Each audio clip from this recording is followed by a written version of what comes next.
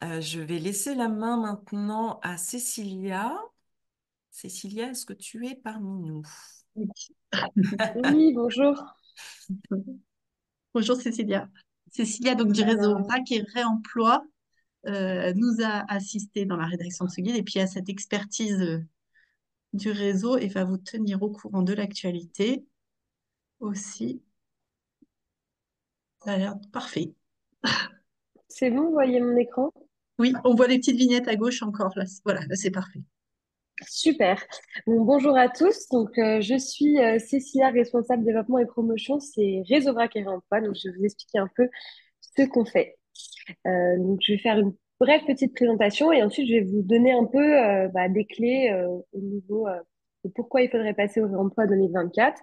Un petit état des lieux au niveau environnemental, réglementaire, et puis aussi vous montrer les solutions qui existent sur le territoire. Si vous avez de la chance, vous êtes sur un territoire où il y a beaucoup de solutions qui existent.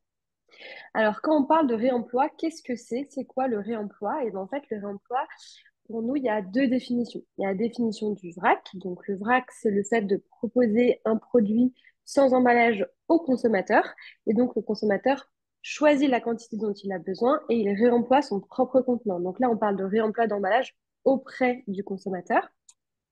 C'est une petite différence avec les définitions officielles du réemploi des emballages, puisque là, on parle de concevoir un contenant qui va être mis sur le marché avec comme utilité d'être réemployé auprès du consommateur. Donc là, on a bien deux formes de typologie d'emballage enfin, de solutions pour lutter contre les emballages à usage unique.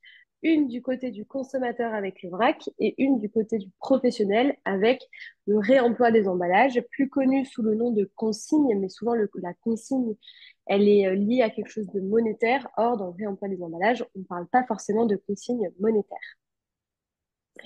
Qu'est-ce que c'est le réemploi? Parce qu'en fait, c'est aussi une grosse chaîne logistique. Il faut prendre en compte que quand on fait quand on crée un produit, on va créer le produit, on va le consommer, on va le jeter. Peut-être qu'on va le recycler, mais dans le réemploi, on est sur une vraie boucle fermée, puisqu'on va concevoir un contenant, on va mettre le contenant dans une usine pour que le contenant puisse être rempli. Ensuite, il va chez le distributeur, chez le consommateur. Le consommateur ramène son contenant. Puis ensuite, on a une vraie boucle où on transporte ce contenant vide, on le nettoie et on le remet en usine chez les metteurs en marché. Et quand on parle de réemploi d'emballage, on parle aussi de différentes typologies d'emballage, parce que souvent l'emballage qu'on connaît, c'est l'emballage primaire, donc celui qui est directement au contact du produit, mais on a également d'autres typologies d'emballage. On a l'emballage secondaire qui peut être le carton qui est autour, par exemple, des bouteilles de vin. Et ben aujourd'hui, on peut le faire aussi en réemploi avec des caisses qui sont réemployables. Et on parle aussi d'emballage tertiaire. Donc là, on peut parler de la palette pour transporter ces cartons ou souvent le film qu'on met autour des palettes. Aujourd'hui, il y a des solutions qui existent pour toute la chaîne logistique en réemploi des emballages. Alors nous, qu'est-ce qu'on fait? Alors nous, on est une association, on a été créée en 2016. Aujourd'hui, on est une quinzaine de personnes dans l'équipe opérationnelle. Et évidemment, vu qu'on est une association, on a un conseil d'administration qui est composé exclusivement de professionnels de la filière, puisque tous nos adhérents sont des professionnels de la filière du vrac et du réemploi. Notre grande spécificité, c'est qu'on est multimétier, qu'on est vraiment représentatif d'une filière dans son entièreté, puisqu'on a trois collèges d'adhérents. Premier collège, c'est tout ce qui est producteur, fournisseur de produits. Deuxième collège, tout ce qui est service, apporteur de solutions. Donc là, on y retrouve justement un peu tous les nouveaux métiers qu'on retrouve dans la chaîne du réemploi, donc qui permettent de pouvoir mettre en place le réemploi en France. Et enfin, la dernière partie, tout ce qui est distributeur, donc là où on peut trouver des offres de réemploi, notamment pour les consommateurs. On a un peu un rôle de fédération de métiers. On s'adresse à tous les publics. On a trois gros temps forts nationaux. Notre mois du vrac et du remploi, qui est notre temps fort communication grand public. Notre salon du vrac et du remploi, qui est notre gros temps fort professionnel. Et enfin, les trophées du vrac et du remploi, qui est notre gros temps fort plutôt innovation, journalisme, mettre en avant toutes les innovations de la filière, donc, qui aura lieu à la fin de l'année. Notre raison d'être et nos grandes missions, c'est lever les freins qui existent sur notre filière parce qu'on en a conscience, c'est pas forcément facile, que ce soit pour les professionnels ou les citoyens, de passer à d'autres modes de consommation, de construire le marché qui soit fiable et aussi de mettre en place un écosystème qui puisse répondre à toutes les attentes. Et enfin, évidemment, créer des conditions favorables pour un développement périn, que ce soit au niveau environnement ou que ce soit au niveau social. Alors, quels sont un peu les bénéfices environnementaux? Quel est un peu l'état des lieux de la filière aujourd'hui? Alors, les intérêts, je pense qu'on le sait tous, le fait de pouvoir consommer en vrac permet de réduire ses déchets jusqu'à 70% pour le consommateur.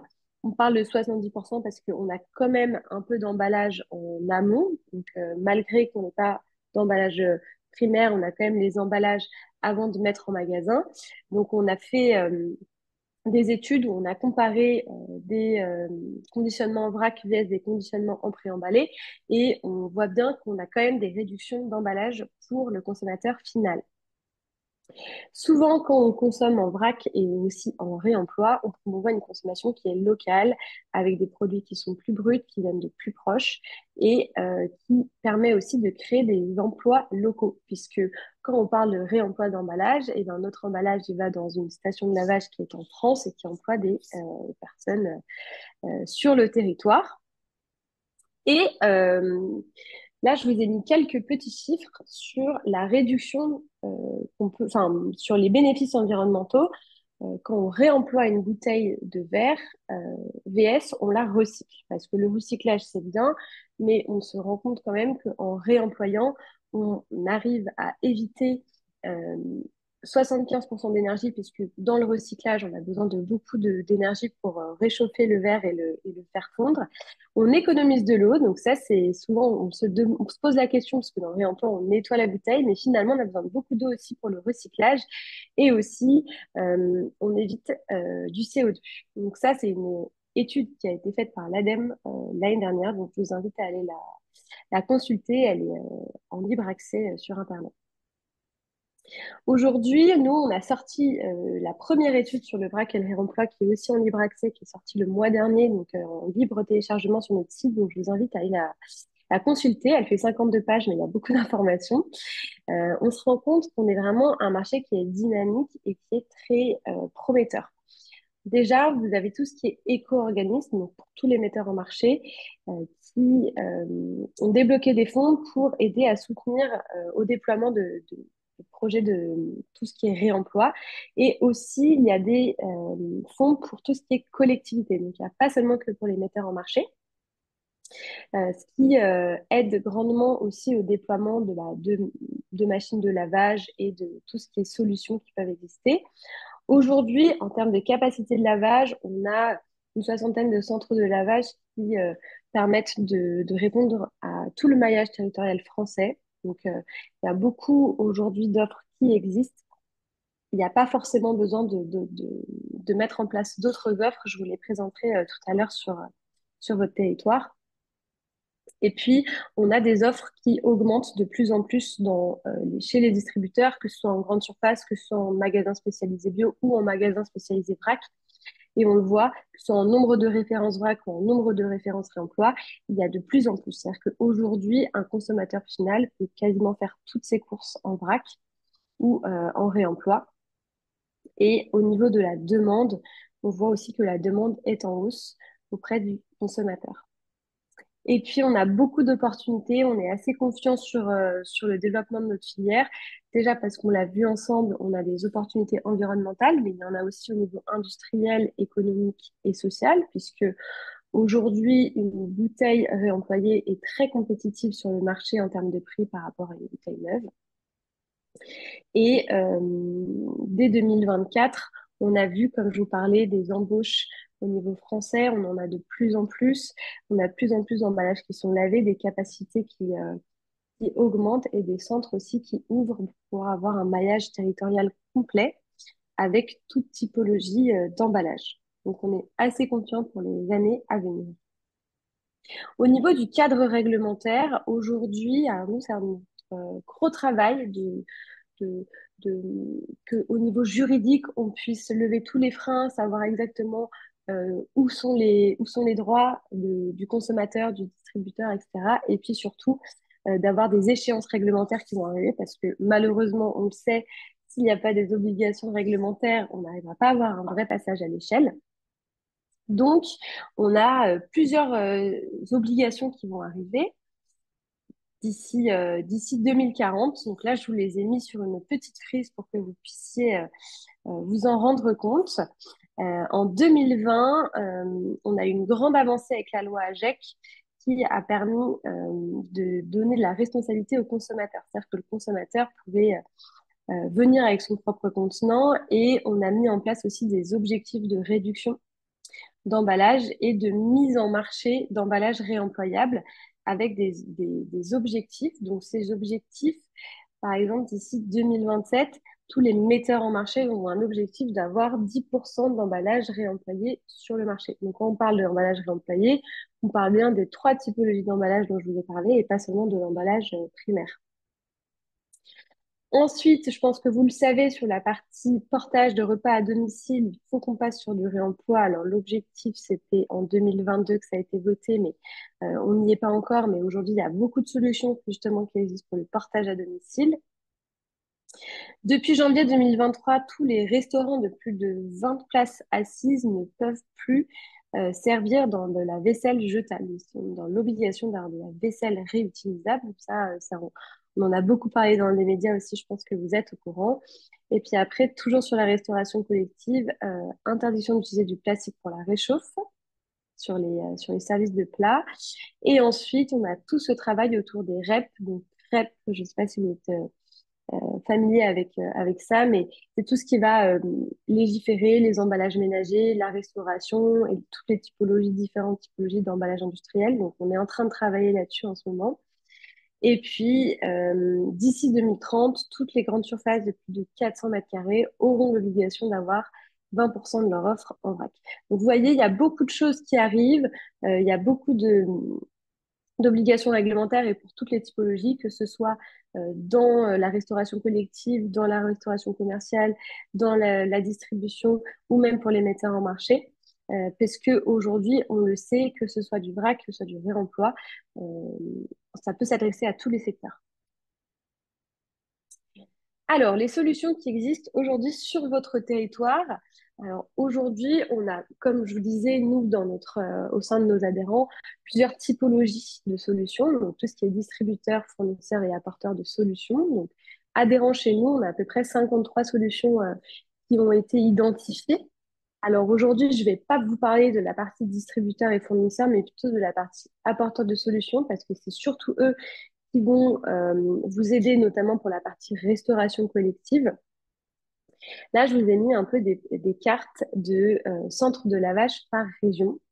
Et quand vous regardez sur la superficie couverte sur un centre de lavage, vous êtes dans une région qui a une très forte capacité. C'est-à-dire que vous avez beaucoup de centres de lavage pour votre superficie. Donc, en sachant qu'un centre de lavage, souvent, est un rayonnage, au vu du nombre que vous avez de la chance, parce que du coup, normalement, vous avez quasiment tous une offre pas très loin de chez vous. Alors ça, c'est pareil, vous pouvez aller le voir. C'est des données de l'ADEME sur leur site internet. C'est très bien fait pour voir les centres de lavage qui sont à côté de chez vous et quelle typologie de contenants ils nettoient. Alors, il y en a 5 maintenant. C'est une capture d'écran qui date il y a un moment. Maintenant, vous avez bien 5 centres de lavage. Je vous ai un petit peu grossi les traits pour vous montrer tout ce qui est apporteur de solutions. Donc, ce n'est pas seulement des laveurs, puisqu'il y a aussi des personnes qu'on appelle opérateurs de réemploi qui vont vous aider à développer votre offre et qui vont vous permettre d'avoir une offre complète et qui vont peut-être sous-traiter le lavage. Donc, on n'a pas seulement que des laveurs. On a des laveurs qui sont également aussi apporteurs de solutions. Donc, tout ça, c'est un peu des nouveaux métiers. Donc, je pense que ça peut être un petit peu difficile. Mais je vous ai fait une petite légende pour vous montrer par rapport aux apporteurs de solutions quels services ils proposent. Donc, la plupart des services proposent tout ce qui est collecte. Si besoin, si vous n'avez pas envie de vous embêter avec le transport, eux peuvent gérer la collecte et après les typologies d'emballage qu'ils qu'ils peuvent nettoyer. Alors, par exemple, l'Incassable à Marseille, eux, ils sont vraiment spécialisés dans tout ce qui est bouteilles et fûts de bière. Donc, je pense que vous les connaissez pour ceux qui sont à Marseille, ils sont dans beaucoup de magasins. Mais un acteur comme Option Solutions, par exemple, eux, ce qu'ils font, c'est surtout tout ce qui est vaisselle, bac gastro. Donc, ils travaillent beaucoup avec tout ce qui est festival, pour laver les gobelets des festivals. Et aussi tout ce qui est vaisselle, ils travaillent avec beaucoup de traiteurs, zéro déchet, etc. Donc voilà, vraiment, chaque apporteur de solutions a un positionnement qui est différent. L'avantage, c'est qu'on a des gros laveurs comme Eternity System, par exemple, qui sont vraiment des laveurs industriels qui vont laver toutes les caisses des fruits et légumes des grandes surfaces. Et puis, on a des plus petits laveurs, comme l'incassable, qui va répondre à des typologies avec des petits brasseurs, etc. Donc, aujourd'hui, on a vraiment une solution qui est des solutions pour toute typologie. Je voulais juste vous faire un petit zoom avant de finir sur la ville d'Avignon. Donc, je pense que certains d'entre vous, si vous êtes un peu renseignés, vous êtes au courant, mais ils sont passés sur du réemploi sur toute leur restauration scolaire. Ils travaillent avec Usage, qui a installé un centre à Avignon, justement. Et depuis 2022, ils sont exclusivement sur de l'utilisation de bacs inox, pardon. Voilà, donc ils font quand même 4500 couverts par jour et ça se passe très bien avec Usage. Et justement, ça a permis à Usage de pouvoir installer leur usine à Avignon. Et aujourd'hui, ils travaillent également avec d'autres collectivités de la région. Je vous ai mis aussi, de toute façon, on vous donnera les présentations, mais tous les contacts des différents apporteurs de solutions que je vous ai présentés juste avant. Comme ça, suivant votre besoin et où est-ce que vous êtes basé sur votre territoire, vous pourrez les contacter. Je ne vous ai pas mis tout ce qui est fournisseur de contenants, mais si vous voulez des fournisseurs de contenants réutilisables, sachez que nous, on a beaucoup ici au sein du réseau, donc n'hésitez pas à m'écrire et je vous donnerai. Et avant de terminer, je voulais juste vous dire que nous, on travaille actuellement sur un guide sur comment passer sur le réemploi dans la restauration collective qui sortira en septembre. Donc, il sera en libre service, donc on pourra aussi vous l'envoyer si vous êtes intéressé. Merci beaucoup. Et je voulais vous dire que je ne peux pas rester jusqu'à 11h30 pour les questions, malheureusement, mais n'hésitez pas à m'écrire si besoin via notre site internet ou via Alix qui vous donnera mon contact. Super. Merci beaucoup, Cécilia. Et on va terminer avec Maxime qui va nous parler des solutions qui existent aujourd'hui en restauration collective. Alors, je ne sais pas si... Qui,